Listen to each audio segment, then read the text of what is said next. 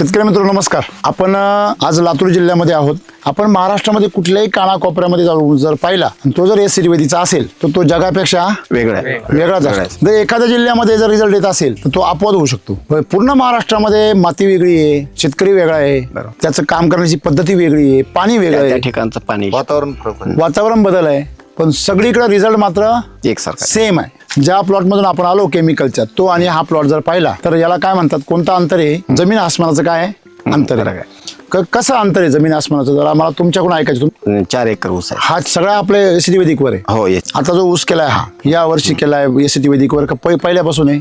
नाही, मी पहिला एक डोस एका वर्षी वापरला होता. कोणत्या वर्षी वापरला होता? 22 ला वापरला. तुमच्याकडे जुने एकदा तुम्ही वापरलं कृषी अमृत. हो. नंतर परत कधी वापरलं मग ते झाल्यानंतर मला ऊसालाच फक्त करायचं होतं अगोदर. ह्या प्लॉटला सुरुवातीपासून मी ते वापरलं या वर्षी. या वर्षी ज्यावेळेस ऊस लावला त्यावेळेस सुरुवातीला युरिया वगैरे ह्याला टाकलाय मी बर एकदा सुरुवातीला. बर. पण ते हरभरं केल्यानंतर सारं आमच्याकडे माजून जाते म्हणून ते आम्ही काहीच खत वापरलं नाही. बर. तर हरभरं काढून घेतलं आणि पहिला डोस एसीटी वैदिकचा केला.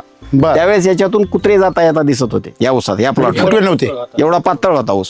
म्हणजे फुटवे नव्हते आणि फुटवे कमी होते. तुटाळ पडले होते. म्हणजे हरभरा. सुरुवातीला हरभरा आंतरपीक केलं होतं. आंतरपीक केलंय त्याच्यामुळे फुटवेच फार कमी फुटवे, पण फुटवे कमी असल्यामुळं मन भरत नव्हतं, मन लागत नव्हतं. का बुवा हे ठेवावं का नाही. हा, मग ते माझ्या डोक्यात पहिल्यापासून एससीटी वैदिकचं होतं. हा मग ते एससीटी वैदिकचा एक डोस केला हा आणि एक पाणी दिलं. दुसऱ्या पाण्याच्या टायमाला आम्हाला 2 सऱ्याच्या आड माणूस दिसना गेला. पुन्हा 2 सऱ्याच्या आडचा डोस टाकल्यानंतर हा किती दिवसांनी? एक 20 ते 25 दिवसांनी एवढा फास्ट रिझल्ट.